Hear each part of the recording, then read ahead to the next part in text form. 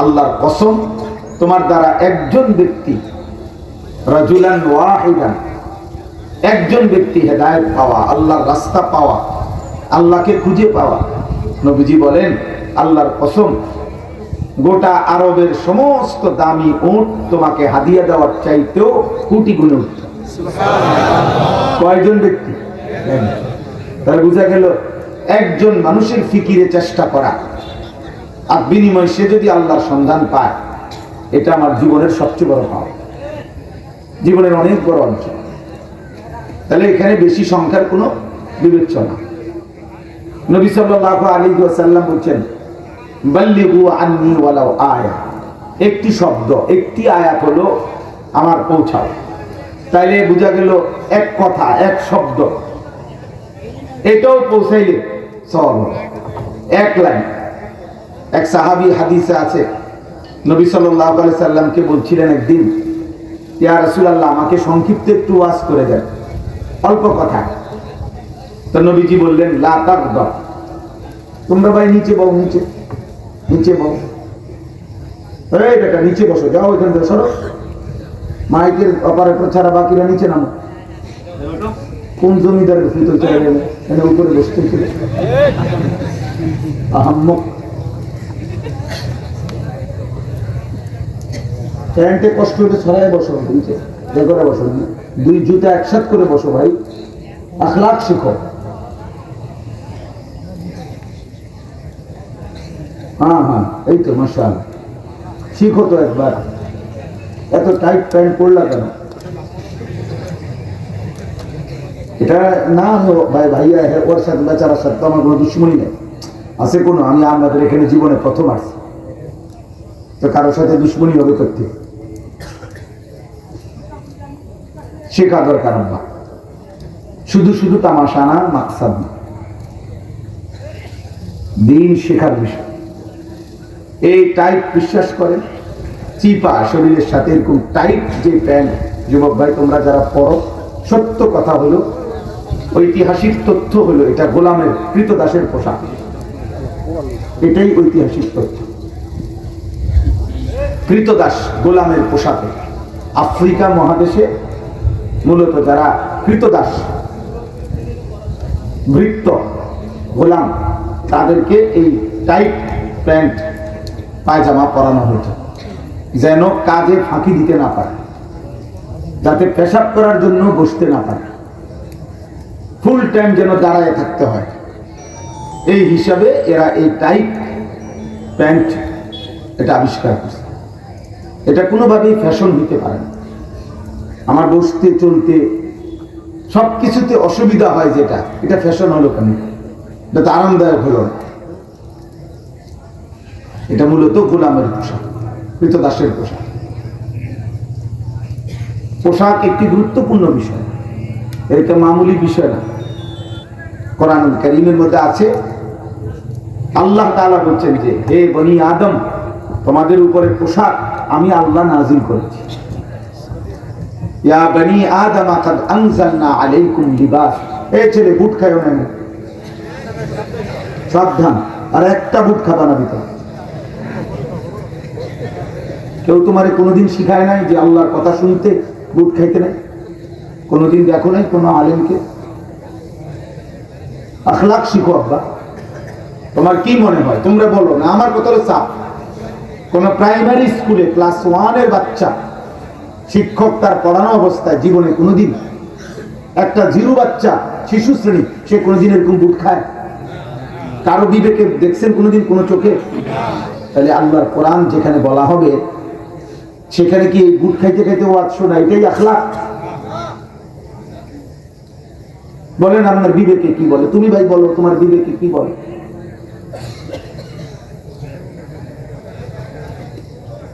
কেন ফায়দা হয় না আমাদের?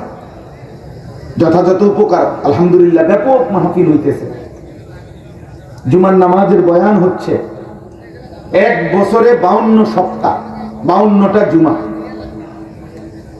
প্রতি বছর। তাহলে ভাবেন তো, 52 সপ্তাহে জুমার বয়ান হয়। ওলামায়ে কেরাম কম বেশি বয়ান করে, 40-45 মিনিটের কমে কোনো মসজিদে বয়ান হয় না। গড়ে, কোথাও বেশিও হয়। কমপক্ষে 40-45 মিনিট সময় জুমার বয়ান হয় না? কি বলে? তাহলে এভাবে 52 সপ্তাহ, তাহলে 1 বছর, এভাবে 10 বছর 20 বছর লাগাতার যে মানুষটা আল্লাহর কথা শুনতেছে, তার কি কোনো পরিবর্তন হবে না? তার চলা ফেরা, কথাবার্তা, আচরণ, উচ্চারণের মধ্যে কোনো বদলাবে না? এতগুলো কথা আল্লাহর কোরআনে এভাবে বৃথা যাবে? বিষয়টা কোথায়? বিষয়টা কোথায়? প্রতি বছর একরকম চেহারা, চুল, লেবাস, চলাফেরা, হাসি ঠাট্টা, উল্লাস, অসভ্যতা, নোংরামি। তাহলে এই কথাগুলো কার কাছে বলা হচ্ছে আব্বা? এই মূল কারণ হলো এটা কোরআনুল কারীমে স্পষ্ট আছে, এই সূরাতে আছে। আমি যে সূরার আয়াত করছি, সূরা মুলক, সবাই মনোযোগ দিয়ে শুনেন। আমার কথা হলো, যার ধৈর্য না তুলে চলে গেলে ভালো। আমি আপনাদের এখানে কোন রকমের পরিচিতির জন্য আসি না, কোন রকমের জনপ্রিয়তা অর্জনের জন্য আসি না। আল্লাহ আনাইছেন, আমি আসছি। তাই এই জন্য বললাম, কোরআনুল কারীমের মধ্যে আছে প্রত্যেক জাহান্নামের মধ্যে আফসোস করবে ফেরেশতাদের সামনে, আর বলবে, হে ফেরেশতা, 2টা ভুলের কারণে আজকে আমি জাহান্নামে। আমি যদি এই 2টা ভুল না করতাম, তাহলে আজকে আমি জাহান্নামী হতাম না। সেই 2টা কি? 1 নম্বর, প্রত্যেক জাহান্নামী বলবে, আমি যদি দুনিয়ায় থাকতে আল্লাহর কথাগুলো মনোযোগ দিয়ে শুনতাম। 2, আল্লাহর কথাগুলো শুনবার পরে আমি যদি আমার বিবেক খাটাইতাম, এই কথাগুলোর উপরে যদি দিমাগ খাটাইতাম, ফিকির করতাম যে আমার পক্ষে সম্ভব কতটুকু চেষ্টা করি, এই 2টা কাজ যদি আমি করতাম, তাহলে আজকে আমি জাহান্নামী হতাম না। وقالوا لو كنا نسمع أو نعقل ما كنا في أصحاب السعير। প্রত্যেক জাহান্নামী বলবে, হে ফেরেশতা, আমি যদি দুনিয়ায় থাকতে আল্লাহর কথা হেদায়েতের নিয়তে, গ্রহণ করার নিয়তে, পালন করার নিয়তে শুনতাম, আও নাকিলু, অথবা যদি আকল খাটাইতাম। আমাকে বলছে মিথ্যা বলো না, আমি কথাটা নিলাম, এবার আমি চেষ্টা করি। আমাকে বলছে ফজরের নামাজ জামাতে পড়তে, আমি হুজুর আপনার কথাটা নিলাম, চেষ্টা করে দেখি। 7 দিন পারলাম, আবার ছুটে গেল, আবার চেষ্টা করি। 3 দিন পারলাম, ছুটে গেছে, আবার চেষ্টা করি। যে বাচ্চাকে মা হাঁটা শিখায়, প্রথম নতুন যে বাচ্চাকে, তো বাচ্চাটা বারবারই হাঁটতে গেলে পড়ে যায়, কিন্তু মায়ের যখন সিদ্ধান্ত থাকে যে আমাকে বাচ্চাটাকে হাঁটাইতেই হবে, তাহলে যতবারই বাচ্চা পড়ে যায়, কাঁদে, চিল্লায়, মা ছাড় দেয় না, আবার তোলে, আবার উঠায়, আবার উঠায়, আবার উঠায়। এইভাবে 2 মাস, 1 মাস, 15 দিন পরে একদিন বাচ্চা আরামসে এই পরিমাণ হাঁটে, এবার হাঁটতে পারে না, শুধু দৌড়তে পারে। তো প্রথম তো শয়তান ফেলে দিবে, আমাকে ধোঁকা দিবে, আমি আবার ঘুরে দাঁড়াবো। একদিন আল্লাহ তাআলার দয়া আমাকে নেক কাজে জান্নাতের রাস্তায় দ্রুত গতিতে চলতে দিবে। তাহলে ভাইয়া ফিকির চাই, সম্ভব। এই জন্য বললাম, আমি প্রথমেই কথাটা বলি, বুট খাইতে খাইতে ওয়াজ শুনলে ফায়দা হয় না, বাদাম খাইতে খাইতে আল্লাহর কথা শুনলে লাভ হয় না। মোবাইল টিপতে মোবাইল নিয়ে ব্যস্ত হইলে মোবাইলের মধ্যে অনেক কিছু সুন্দরভাবে ওঠে, কিন্তু কলিজার মধ্যে সুন্দরভাবে ওঠে না, দিলের মধ্যে জমে না, কলিজার মধ্যে বসে না, নিজের মধ্যে কোনো মানসিকতা তৈরি হয় না। আমার হৃদয়ে তো ঢুকেই নাই, মানুষ আগে তো ওষুধে যায় না, তো আমার এটা কাজ করবে কি? বক্তার ওয়াজ বক্তা করছে, বক্তার পথে বক্তা চলে গেছে, কুমিল্লার থেকে আসছে, কুমিল্লার থেকেই ফিরে গেছে, আমরা যেমন ছিলাম তেমনই আছি। তাহলে কি লাভ হইল? আজকে এই বক্তা দেখলেন, কালকে আরেকজন দেখবেন, তো কি হইল? এরপরে কি লাভ হলো? আখিরাত দরকার। কোন বক্তার জনপ্রিয়তা দিয়ে আমনের কি? আমাকে যদি মনে করেন 1 কোটি মানুষ চিনে, তো আমনের কি? এটা আমনের কি? আমাকে যদি কেউ না চিনে তো আমাদের সমস্যা কি বলেন? আমাদের কারো কোনো লাভ আছে? আমার কি লাভ? আমাকে যদি 10 কোটি মানুষও চিনে, আমার কবর রাজাব মা, আপনাদের কবর রাজাব মা, তো আমি এটা দিয়ে করবো কি? আমি এটা দিয়ে করবো কি? ঘাস কাট মোটে দিয়া বলেন? এখানে এটা কোনো বিষয় দাঁড়ে না। মূল বিষয় আখিরাত। বাবার বিষয় হলো আল্লাহ আমাকে মাফ করবে কিনা, বাবার বিষয় হলো আপনাদেরকে মাফ করবে কিনা। এটা হলো মূল বিষয়। হযরত আব্দুল্লাহ ইবনে আব্বাস রাদিয়াল্লাহু তাআলা আনহুমা বলেন, আমি এমনও দিন গেছে নবীজির সামনে বসা, নবীজি আল্লাহর কাছে মাফ চাইতেছেন যে আল্লাহ আমাকে মাফ করে দেন। হযরত আব্দুল্লাহ ইবনে আব্বাস বলেন, আমি গুনলাম এক বসায় নবী কয়বার বলে। হযরত আব্দুল্লাহ ইবনে আব্বাস বলেন, আমি গুনে দেখলাম আল্লাহর নবী 100 বার এক টানা শুধু ইস্তেগফার করছে, আল্লাহর কাছে মাফ চাইছে একবার। অথচ তিনি মাসুম, তিনি নিষ্পাপ, শতভাগ তিনি পবিত্র। তার জিন্দেগীর 63 বছরের 1 সেকেন্ডের কোনো গুনাহ নাই, কোনো কি নাই গুনাহ। তিনি নিষ্পাপ, গুনাহমুক্ত, পবিত্র। তবুও তিনি আখিরাতকে ভয় পাচ্ছেন, তবুও তিনি হাসরের ময়দানকে ভয় পাচ্ছেন। আর প্রতিদিন আল্লাহর নবী সাল্লাল্লাহু আলাইহি সাল্লাম হাদিসের মধ্যে, বুখারী মুসলিম riwayat, আল্লাহর নবী বলেছে, আল্লাহর কসম, ইন্নী লা আস্তাগফিরুল্লাহ ফিল ইয়াউম আকতারা মিন 70 মাররা। আমার উম্মত, আমি আল্লাহর কসম প্রতিদিন আমি নবী কমপক্ষে 70 বারের চাইতে বেশি বার আল্লাহর কাছে ক্ষমা প্রার্থনা করি।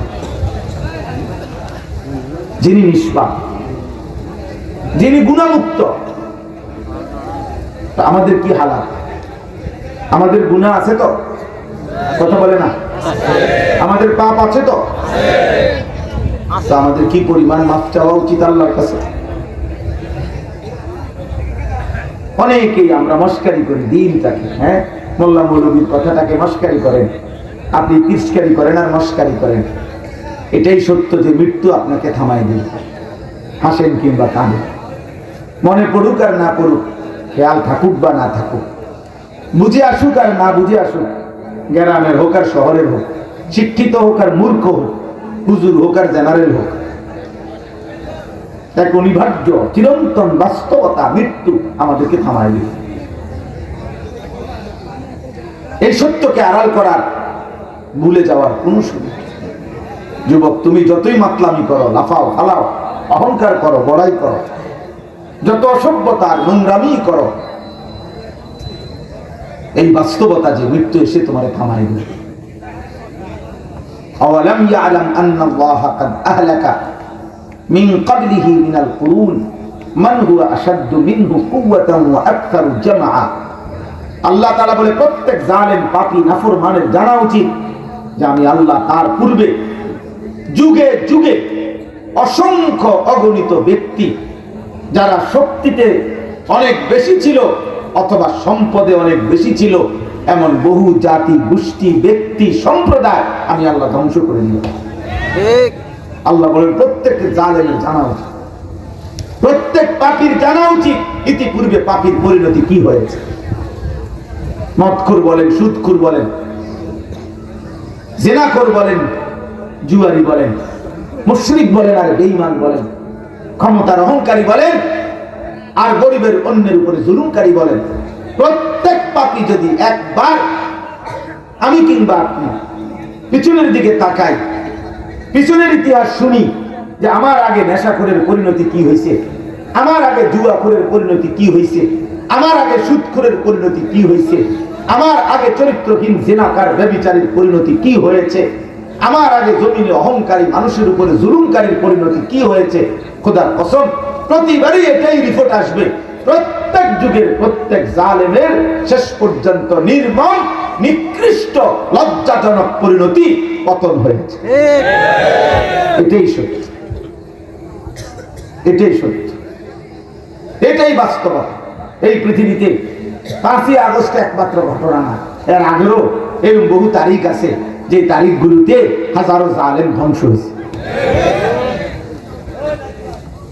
হাজারো জালেম কি হয়েছে?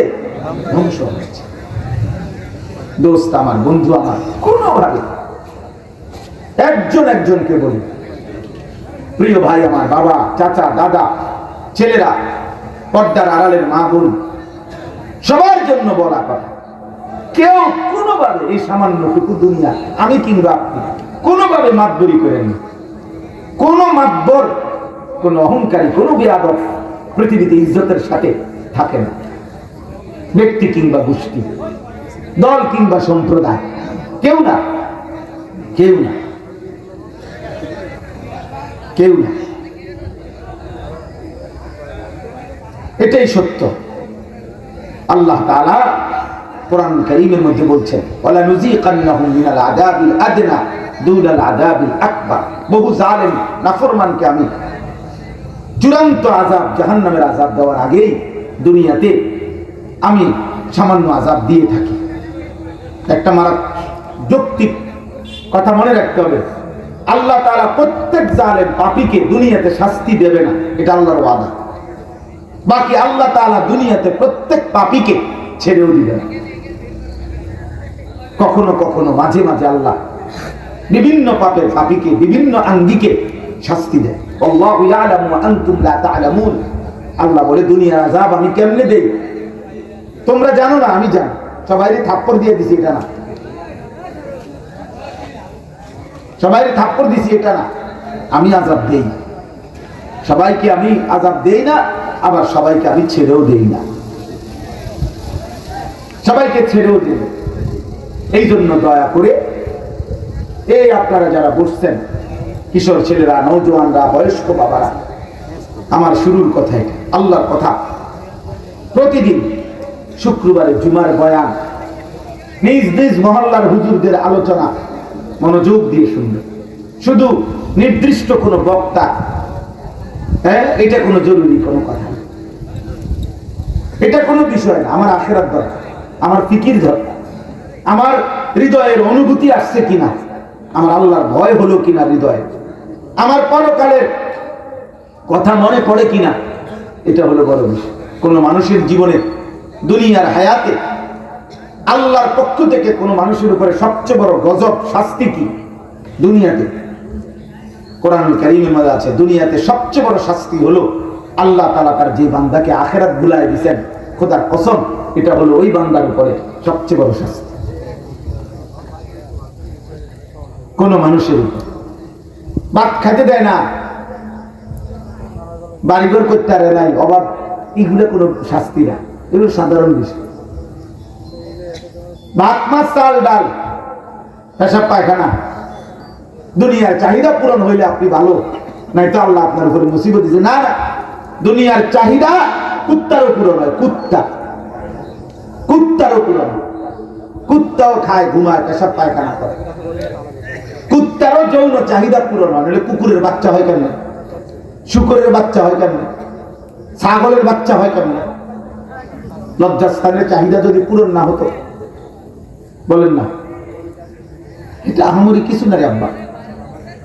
আল্লাহ বলছেন, ওয়ালা তাকুনু কাল্লাযীনা নাসুল্লাহা ফাআনসাহুম আনফুসাহুম, আই আখিরাতাহুম। তাফসীরে আছে, আল্লাহ বলেন, হে ঈমানদার বান্দা, তুমি আমাকে, আমি আল্লাহকে এই পরিমাণ ভুলে যেও না। তুমি যদি আমাকে অনেক দিন ভুলে থাকো, একদিন আমি তোমাকে তোমার আত্মপরিচয় ভুলাই দেব। আত্মপরিচয় মানে আখিরাত, আমি তোমার আখিরাত ভুলাই দেব। কারণ তোমার মূল পরিচয় তুমি আখিরাতের যাত্রী, তোমার মূল পরিচয় তুমি এখানে স্থায়ী না, তোমার মূল পরিচয় তুমি এখানে থাকবা না, তোমাকে অন্যত্র যাইতে হবে। সেই কথাটা মনে থাকা, আমাকে মরতে হবে, আমাকে কবরে পৌঁছতে হবে, আমাকে আল্লাহ তাআলার সামনে হাসরের ময়দানে মুখোমুখি হইতে হবে, আমার আমল মিজানের পাল্লায় ওজন হবে, আমারে ফুলসিরাত পার হইতে হবে, আমারে কিংবা জান্নাত জাহান্নাম একটা যাইতে হবে, খোদার কসম। এই কথা মনে থাকা আমার মঞ্জিল, আমার গন্তব্য, এটা আমার মূল পরিচয়, এটা আমার মূল পরিচয়, এটা মানুষের মূল জীবন। আল্লাহ বলেন, আমি সেই পরিচয়টা ভুলাই দেব, ভুলাই দেব। হ্যাঁ হ্যাঁ, আখিরাত বিহীন জীবন জানোয়ারের জীবন, আল্লাহ বিহীন জিন্দেগি সেজদাবিহীন জিন্দেগি, বন্দিগিবিহীন জীবন, হালাল হারাম বিহীন জীবন, যে জীবনে আল্লাহ নাই, যে জীবনে সেজদা নাই, যে জীবনে আখিরাত নাই, যে জীবনে হালাল হারামের পার্থক্য নাই, খোদার কসম ওই জিন্দেগি কুত্তার জিন্দেগি, কুত্তার জিন্দেগি, কুত্তার জীবনে। এজন্য সাফ বললাম বেটা, মুসলমানের বাচ্চা, তোদের যাদের কপালে সারাদিনে একটা সেজদা নাই, তোদের জিন্দেগি জানোয়ারের জীবন, বেটা, কুকুরের জীবন, হাইওয়ানের জীবন। বলে কোত্থেকে বলছেন এত বড় কথা? আল্লাহর কোরআন থেকে।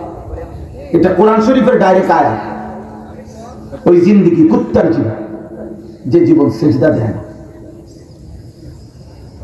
যে জীবন মালিক চেনে না, যে জীবন আখিরাত জানে না, যে জীবন হালাল হারাম বোঝে না, সব এক তার কাছে। কষ্টের টাকাও সুদের টাকা বরাবর, এই পকেটে উপার্জনের টাকাও নেয়, কিস্তির টাকাও নেয়। তো কোনটা হালাল কোনটা হারাম? স্ত্রীকেও দেখে, মোবাইলের নর্তকীও দেখে, তো কোনটা হালাল কোনটা হারাম? হ্যাঁ, মদও খায়, মধুও খায়, কোনটা হালাল কোনটা হারাম? সালামও দেয়, গালিও দেয়, কোনটা হালাল কোনটা হারাম? মসজিদেও যায়, চা দোকানে বসে বসে টেলিভিশনে নর্তকীর নাচও দেখে। কি চাচা, কোনটা হালাল কোনটা হারাম? ওই চাচা, বুড়া মিয়া বলেন না কেন? হ্যাঁ, আল্লাহ ডাকেন, বিড়িও খান, ঘটনা কি তা? কোনটা হালাল কোনটা হারাম? কোন পাক নাফাক নাই, মুসলমানের কোন পাক নাফাক নাই, তো কি সেটা? কি সেটা? বরাবর সব। স্ত্রী এবং রাস্তার মহিলা বরাবর, আপন বোন আর পরের মেয়ে বরাবর, কথা বলে না বরাবর, তাহলে পার্থক্য নাই তো? তুমি তো সব বরাবর করে রয়েছো। বুঝা গেল যার কাছে হালাল হারামের পার্থক্য নাই, তার কাছে আল্লাহর বিধান, রসুলের বিধানের কোনো পরোয়া নেই। কিসের আবার বিধান? আমার মনে যা চায় তা, আমার যখন যা ভালো লাগে, আমার মনে যা চায়, আমার শরীর, ইউর লাইফ ইউর উইশ, ইউরোপের স্লোগান এটা, আমেরিকার, ইউরোপের বেঈমানদের, সমস্ত কাফের মুশরিকের স্লোগান এটা। তোমার জীবন তোমার পছন্দ, লাইফ তোমার পছন্দ, ইউর লাইফ ইউর চয়েস, তোমার জীবন তোমার চয়েস।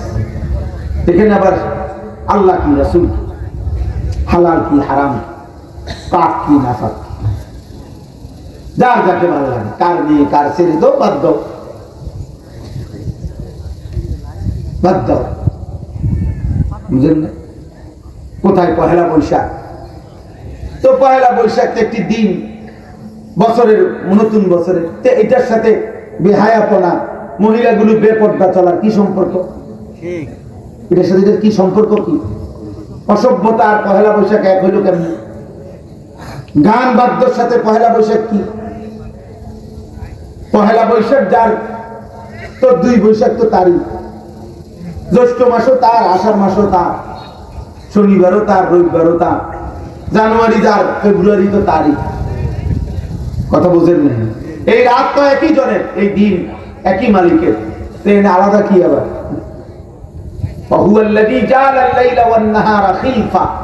আল্লাহ বলে প্রতিদিন রাত এবং দিন পর্যায়ক্রমে আমি বানাই থাকি, এটা আমি করি বান্দা। একবার রাত, একবার দিন, একবার দিন, একবার রাত, বান্দা এটা আমি বানাই। এখানে তুমি কি আলাদা নাচনের কি আছে? আলাদা লাফানের কি আছে? আলাদা হলুদ কাপড় পরার কি আছে? আস্তাগফিরুল্লাহ, এটা কি? কিসের সাথে কি মিলাইলেন? বুঝেন? এজন্য প্রত্যেক ছেলেরা বলি, বাবা, আল্লাহ বিহীন, কোরআন বিহীন জ্ঞান, কোরআন কারীমের ছোঁয়া ছাড়া যেই জ্ঞান, আল্লাহর দ্বীন ছাড়া যেই জ্ঞান, খোদার কসম ওই জ্ঞানের অপূর্ণতা, ওই জ্ঞানের সংকীর্ণতা, ওই জ্ঞানের মধ্যে অসভ্যতা, নোংরামি এখনো 1000 কোটি গুণ রয়ে গেছে, যা আল্লাহর কোরআনের জ্ঞানের মধ্যে এক জাররাও নাই, এক জাররাও নাই।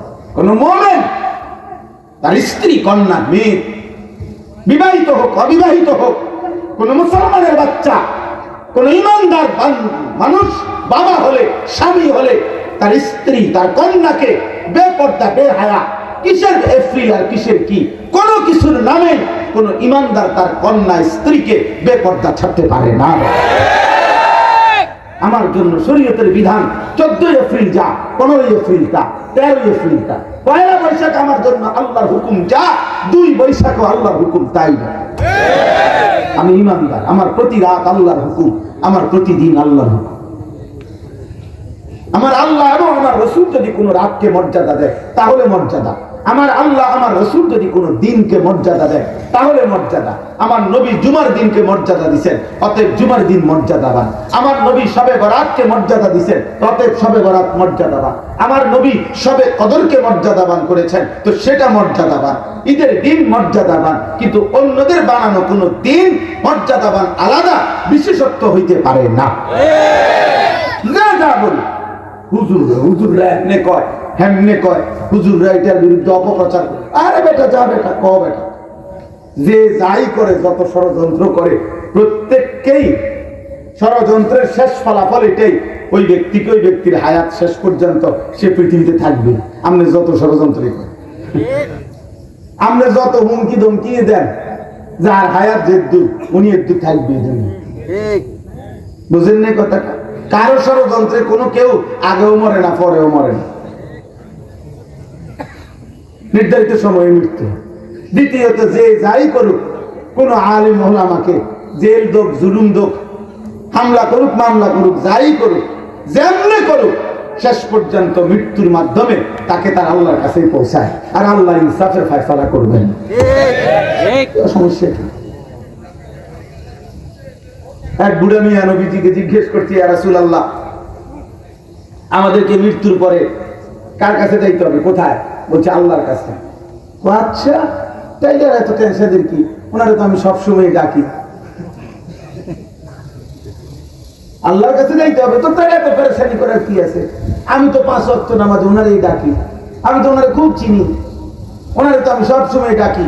তাই আর আলাদা আমি তো মনে করছি কই না কই যাইতে হবে, এখন দেখি আল্লাহর কাছে যাইতে হবে। তো এত কোনো সমস্যা নেই, তো টেনশনের কিছু নেই, এ তো আমার মালিকের কাছে আমি যাব।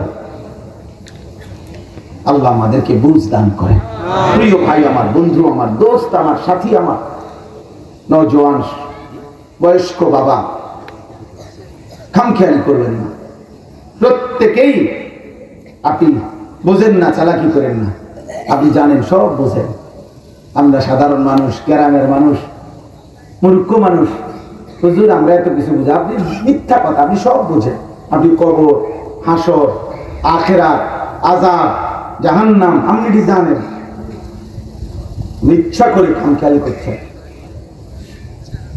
আপনি খামখেয়ালি করছেন, আপনি বুঝেন না কি? আমার গোটা দুনিয়া বুঝে, গ্রামের মানুষ কোনটা বুঝে না? কিসের মূর্খ? মূর্খ মানে কি? আবার সরু সরিয়া লিখতে নেই তো, তো সরু সরিয়া লেখার সাথে আল্লাহর কোরআনের কি সম্পর্ক? কথা বলেন না। কোন ব্যক্তি সরু সরিয়া এবিসিডি জানে না দেখা এবার আল্লাহর কোরআন না জানলেও চলবে? তো তাই আপনারা এই খামখেয়ালি করবেন, দিন শিখেন, আখিরাত শিখেন। আমি আপনাদের কাছে অনুরোধ করলাম, আলহামদুলিল্লাহ, যে যুবকরা আয়োজন করেছো ভাই, নওজোয়ান, তোমাদের কাছেও বলি, আব্বা, মুসলমানের সন্তান, প্রদর্শনীর কিছু নাই মাহফিলে। তোমরা একটা বড় মাহফিল করছো, যে কোনো একজন বক্তা আসছে, কিছু শ্রোতা হয়েছে, মানুষ হয়েছে, এগুলো আহামরি অবাক কিচ্ছু না। বাংলাদেশে লক্ষ লক্ষ মাহফিল হয়, যেখানে লাখ লাখ মানুষ হয়। তুমি নতুন কিছু দেখাইবার কিছু নেই। এই প্যান্ডেল, এই মাইক, এই হর্ন, এই পোস্টার, এই হ্যান্ডবিল, এই সব কিছুই পুরাতন বিষয়, নাকি নতুন কিছু? অভিনব দেখাবার কিছু নেই। আমরা এটা দেখাই দিলাম, কি দেখাইছেন? কি তার প্যান্ডেল? প্যান্ডেল আর পৃথিবীতে কেউ দেখে না। পোস্টার, বক্তা, তো আমরা আর বাংলাদেশে কোথাও ওয়াজ করি না, এই শেষ, এই প্রথম, বলেন না? তাই এখানে আহামরি কিচ্ছু নেই, বিশেষত্ব আহামরি আলাদা কিছুই নাই। একমাত্র সম্মান, মর্যাদা, ইজ্জত, কামিয়াবি, কৃতকার্যতা, সফলতা, খোদার কসম যদি আল্লাহর ভয় কলিজার মধ্যে আসে, আমার কিংবা আপনাদের, আয়োজক কিংবা শ্রোতাদের, যার কলিজায় আল্লাহর ভয় আসবে শুধু সেই সফল, সেই কামি, সেই কামি। বাকিরা ব্যর্থ, বাকিরা ব্যর্থ। ওয়াখাসিরা হুনালিকাল মুবতিলুন। আল্লাহ তাআলা বলে সমস্ত বাতিল নিশ্চিত ক্ষতিগ্রস্ত। আল্লাহ তাআলা বলছেন চারটি জিনিস যার মধ্যে নাই সে নিশ্চিত ক্ষতিগ্রস্ত। এক, নিজের ঈমানের বিশুদ্ধতা যার মধ্যে নাই। দুই, আমলের বিশুদ্ধতা যার মধ্যে নাই। তিন, অন্য মানুষকে যে ঈমানের দাওয়াত দেয় না। চার, অন্য মানুষকে যে আমলের দাওয়াত দেয় না। আল্লাহ তাআলা বলছে এই চার জিনিস যার মধ্যে নাই সে লাফি খুসরিন, সে ক্ষতিগ্রস্ত, ক্ষতিগ্রস্ত, বরবাদ, সে বরবাদ। আল্লাহ আমাদেরকে বুঝার তৌফিক দান করে। আমি সবার কাছে অনুরোধ করলাম, আপনারা দিন দিন কিশোর যুবক ছেলেরা, তোমরা আব্বা, এই অল্প কয়েকদিনের অভিভাবকের খামখেয়ালি, বাবা মার অমনোযোগিতা, এই সমাজ তোমাদেরকে ছেড়ে দিছে। আজ থেকে 30 বছর আগে, প্রিয় ভাই আমার, আমরাও ছোটবেলায়, আমার বয়স 45 বছর রানী, তাহলে আজ থেকে 30 বছর আগে আমরাও 14-15 বছরের ছেলে ছিলাম। আজ থেকে 35 বছর আগে আমরাও 8-10 বছরের বাচ্চা ছিলাম। আমাদের স্পষ্ট মনে আছে যে আমরা আলহামদুলিল্লাহ আমাদের সমাজগুলোতে এমন মুরব্বীরাও ছিল যারা বাচ্চাদেরকে নামাজের কথা বলতো, সামান্য রকমের এলোমেলো চললে শাসন করতো, শুধরাই দিত। আজ বহুত এমন একটা সময় এসে পৌঁছে গেছি, দুর্ভাগ্য আমাদের, যে আমাদের এই জেনারেশন, এখন যাদের বয়স 14, 16, 18, 20, 25 বছর, এমন বহু ছেলে কপালে, এমন দুর্ভাগ্য বেচারার কপাল যে 1 বছর 365 দিনে, খোদার একটা বছরে আপন মা বাবা জীবিত, সেই মুসলমানের ঘরে ঘুমায়, কিন্তু 365 দিনে একদিনও মানুষরূপী এই হাইওয়ান ফজরের নামাজ কোনোদিন পড়ে নাই। কিন্তু এমন একটা মা জোটে নাই, বাবা জোটে নাই, এমন একজন অভিভাবক জোটে নাই যে তার শুধরাই দিবে, মনে করাই দিবে যে আব্বা মুসলমান এত নির্মম কেন।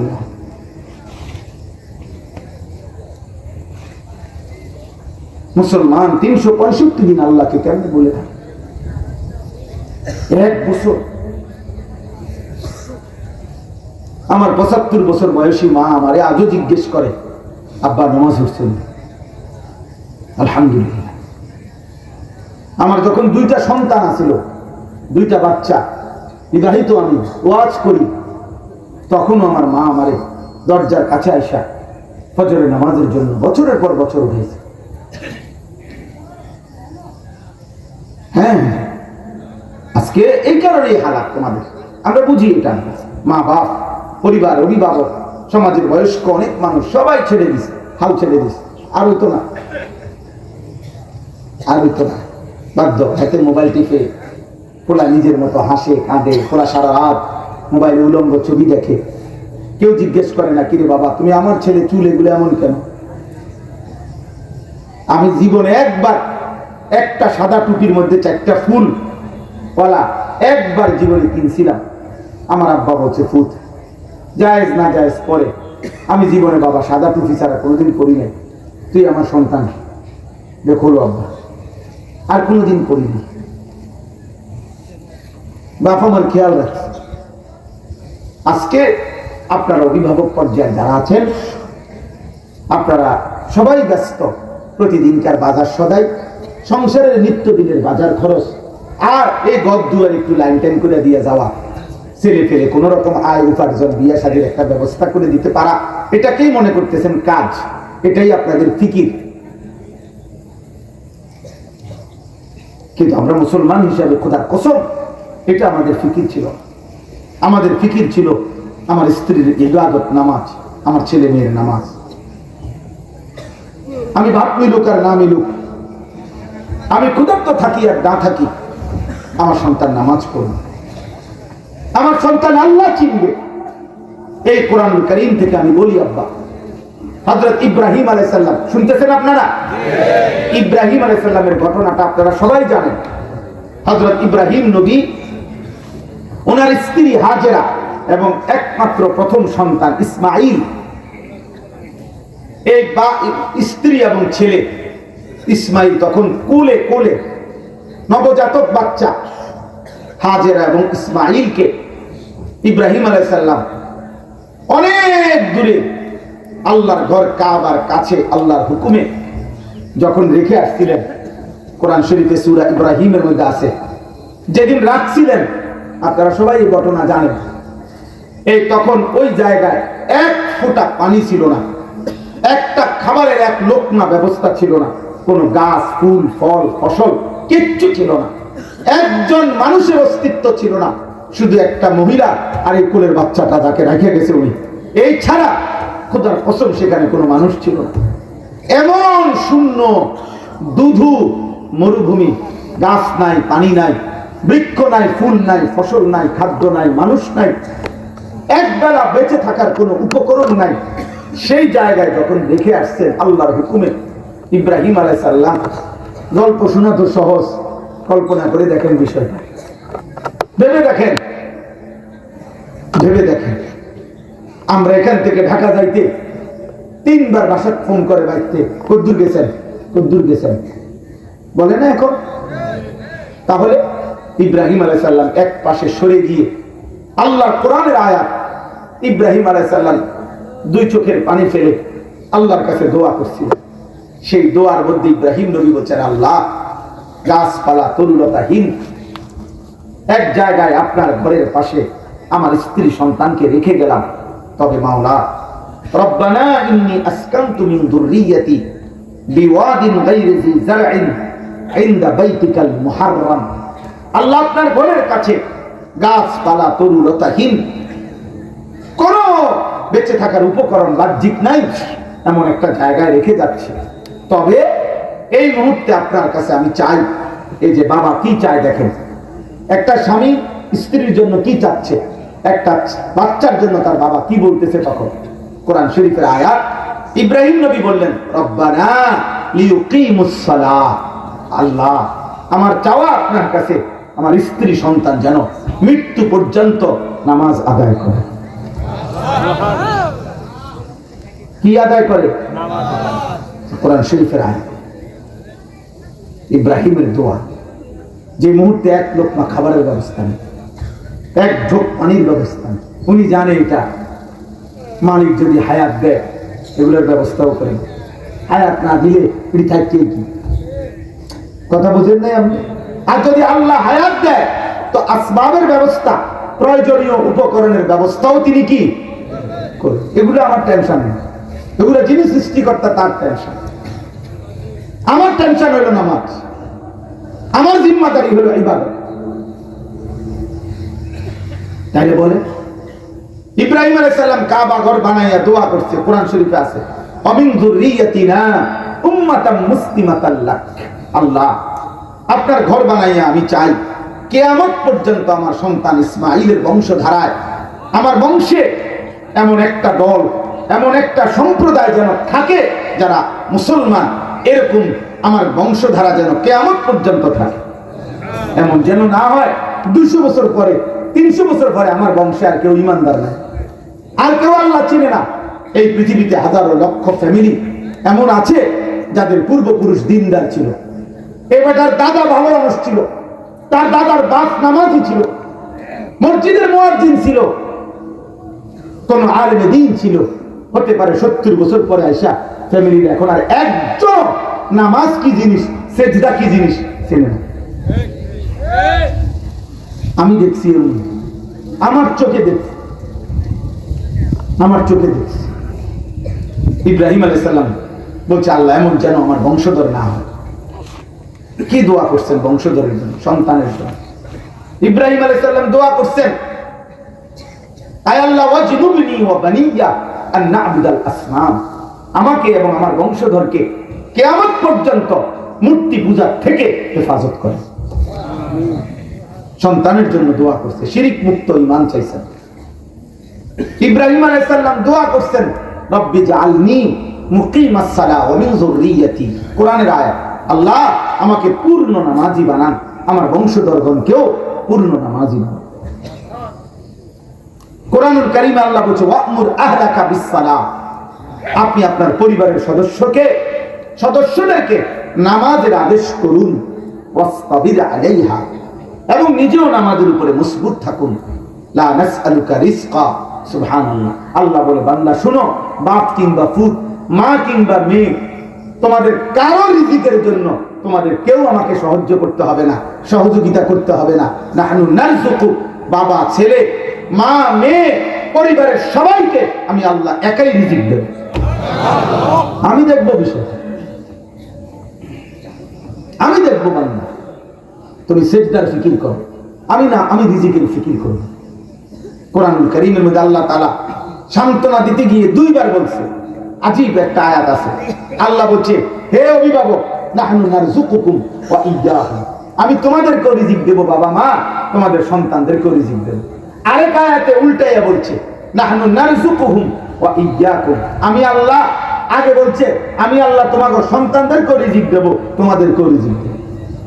দুনোভাবে কথাটা বলছে। অর্থাৎ একবার যদি বলে বাপ, যদি বলে ফুত, তোরে যদি সব দিয়ে লাই আমি খামু করতে, আল্লাহ বলে না, আমি তোমারও খাওয়াবো। আবার যদি বাপ বলে আমি বাইরে পাইলাম না, খাইলে খাইলাম, আমার ফুতে যেন কষ্ট না পায়, আল্লাহ বলে তোমারে ওয়াদা দিলাম তোমার ফুতেরও খাওয়াবো। কোনো টেনশন করো না বান্দা, আমি তোমারও সৃষ্টিকর্তা, সন্তানেরও কি আমি সবার রিজিক। তাহলে আমাদের জিম্মাদারি হচ্ছে আমাদের স্ত্রী সন্তানের ইবাদত, আমাদের স্ত্রী সন্তানের নামাজ, আমাদের জিন্দেগি। আজ আমরা সব ভুলে গেছি, অভিভাবকরা অভিভাবকের দায়িত্ব ভুলে গেছি। কিশোর নওজোয়ান ভাই, তোমরা একটা ছোট্ট মোবাইল পাইয়া এই কয়টা নারী ছবি, অশ্লীল দৃশ্য, বেঈমান মুশরিকদের প্রচারণা, ফেসবুক আর ইউটিউব দেখতে দেখতে এমন সুন্দর আখলাক, চরিত্র, জিন্দেগি এই রাত দিন তোমরা শেষ করে দিচ্ছ। আহা, হায় হায় হায় হায়। আজকে এক অভিভাবক কাঁদতেছে, কয়জন আর মাত্র 2 পারা কোরআন শরীফ পড়া বাকি ছেলেটা, কাইদা বলতেছে আর মাত্র 2 পারা, কিন্তু এই পরিমাণ মোবাইল আসক্ত হয়ে গেছে, এখন আর সে পড়বে না। হা হা, মায়ের চোখে কি পরিমাণ পানি, বাবার চোখে কি পরিমাণ পানি। একটা ছেলে, বড় ভাই, যারা এক ওয়াক্ত নামাজ পড়ো না, এই তোমার মায়ের স্বপ্নের প্রতিদান। সারা রাত সারা দিন যারা নারী ছবি, অস্থির দৃশ্য দেখো, প্রিয় ভাই বলো, মায়ের 2 বছর যে দুধ পান করাইছে, বুকের দুধ, সে মায়ের বদলা দিল এটা এই নর্তকী দেখে? 9 মাসের গর্ভের বদলা দিল এটা? এই ছিল মায়ের স্বপ্ন। কল্পনা করে কোন মা তার কোলের বাচ্চাটাকে নিয়ে এই স্বপ্ন ছিল যে আমার ছেলেটা 14 বছর 16 বছরে মোবাইল দেখবে, নর্তকী দেখবে, উলঙ্গ ছবি দেখবে, জেনা ব্যভিচারের দৃশ্য দেখবে, আল্লাহকে একটা সেজদাও দিবে না, 365 দিনে খোদার 1 বছরে কোনোদিন ফজরের নামাজ পড়বে না। এই ছিল বাবার স্বপ্ন, কথা বলে না? এই ছিল মায়ের স্বপ্ন। এই জন্য কারো যদি দিল লাগে, একজনেরও যদি অনুভূতি জাগে, তাহলে এটা মনে রাখতে হবে, আমরা কিন্তু আমাদের সামনের চলার পথ, কবর আমরা কিন্তু ঠেকাইতে পারবো না, এটা থামানোর সুযোগ নাই। বা মৃত্যু আসবেই, কবর আসবেই, আযাব আসবেই। কোরআনুল কারীম আল্লাহ বলছেন, আহা, আল্লাহ তাআলা বলছেন প্রত্যেক জাহান্নামী যখন জাহান্নামে তাকে ফেলা হবে, তো সে 3টা জিনিস দেখবে। 1 নাম্বার হলো জাহান্নামের বিকট চিৎকার, গর্জন শুনতে পাবে, এমন ভয়ানক গর্জন যা এই সৃষ্টিতে কোনোদিন শুনে নাই। 2, ওয়াহিয়া তাফুর, জাহান্নামী দেখবে আগুনের ভিতরে এই ধাউ ধাউ লেলিহান আগুন তাকে উথরাইয়া জাহান্নামের মধ্যে ঢেউ খেলাইতেছে। 3 নাম্বার, তাকাদু তামাইয়াজু মিনাল গায়জ, আল্লাহ বলে মানুষ যেমন কথায় বলে রাগে গুসায় ফেটে যাচ্ছে, আল্লাহ তাআলা বলেন জাহান্নামে ফেলা হবে নাফরমানকে। জাহান্নামের আগুনের একটা ধাক্কায় জাহান্নামের শরীরের প্রত্যেকটা রেজা রেজা টুকরা টুকরা আলাদা হয়ে পুরো আগুনে ছিন্ন ভিন্ন হয়েছে। আবার জ্বলবে, আবার আযাব হবে। তাদউ মান আদবারা ওয়া তাওয়াল্লা, জামাআ ফাআওআ। আল্লাহ তাআলা বলে জাহান্নামের আগুন প্রত্যেক নাফরমান হাসরের ময়দানে এদিক সেদিক ছুটতে চাইবে। আল্লাহ তাআলা বলেন আগুন ডেকে ডেকে, আগুন নিজে ডাইকা প্রতিটা পাপী নাফরমান মুশরিক বেঈমানকে টেনে আগুনের ভিতরে ঢুকায় ফেলে। এটা কোরআন শরীফের আয়াত। তাদউ মানে আগুনে ডাকবে, আগুন নিজে বলবে হে মদখোর এদিকে ওদিকে যাস কেন, এই না সাখর জুয়ারি এদিকে ভিতরে ঢোক, চরিত্রহীন বেহায়া বেপর্দা নারী এদিকে ভিতরে, ওদিকে যাও কেন, ভাগো কেন, মুশরিক বেঈমান ভাগো কেন, এদিকে ভিতরে ঢোক। আল্লাহ আমাদেরকে মাফ করে দেন। আমার ভাই, এবার আমি শুধু আয়াতের তর্জমা বলি, আমার কথা শেষ। তর্জমাটুকু শুনেন। সূরা মুলক 29 নম্বর পারা, 67 নম্বর সূরা কোরআনুল কারীমের। এই সূরার 4টা আয়াত পড়ছি আমি, এই 4টা আয়াতের তর্জমা বললেই আমার কথা শেষ। সূরা মুলক অত্যন্ত ফজিলত